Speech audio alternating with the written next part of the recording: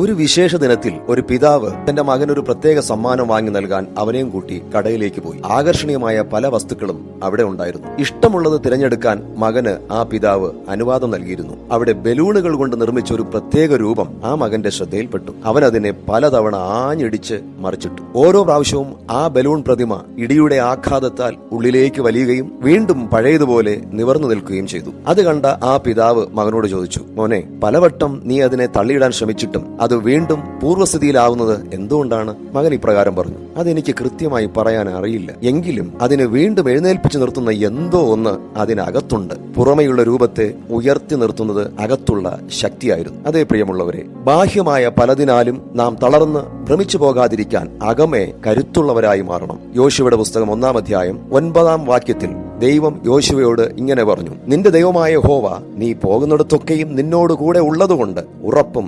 ധൈര്യമുള്ളവനായിരിക്കുക.